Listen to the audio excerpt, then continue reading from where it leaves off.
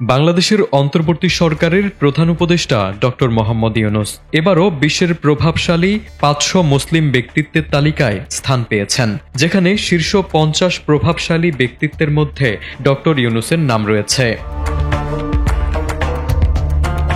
২০০৯ সাল থেকে প্রতি বছর এ তালিকা প্রকাশ করে আসছে জর্ডানের রাজধানী আম্মান ভিত্তিক প্রতিষ্ঠান the royal Islamic strategic studies centre, যেখানে বিশ্বজুড়ে রাজনীতি, ধর্ম, সমাজসেবা, সংস্কৃতি, অর্থনীতি ও মিডিয়া সহ বিভিন্ন ক্ষেত্রে প্রভাবশালী মুসলিম ব্যক্তিরা এই তালিকায় স্থান পান।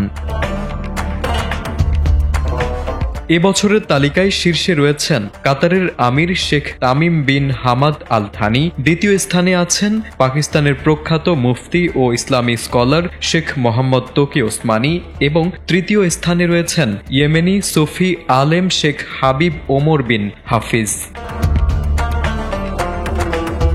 শীর্ষ ১০-এর তালিকায় এরপরই যথাক্রমে রয়েছেন ইসলামী প্রজাতন্ত্র ইরানের সর্বোচ্চ নেতা আয়াতুল্লাহ আলী খামেনি, জর্ডানের বাদশাহ আবদুল্লাহ দ্বিতীয় ইবনে আল হোসেইন, আল আজহার বিশ্ববিদ্যালয়ের grand Sheikh doctor Ahmad Mohammad আল তাইব, তুরস্কের রাষ্ট্রপতি রজব তাইব এরদোয়ান, সৌদি আরবের বাদশাহ সালমান বিন আব্দুল আজিজ, সংযুক্ত আরব আমিরাতের প্রেসিডেন্ট শেখ মোহাম্মদ বিন জায়েদ আল নাহিয়ান এবং মালয়েশিয়ার প্রধানমন্ত্রী আনোয়ার ইব্রাহিম।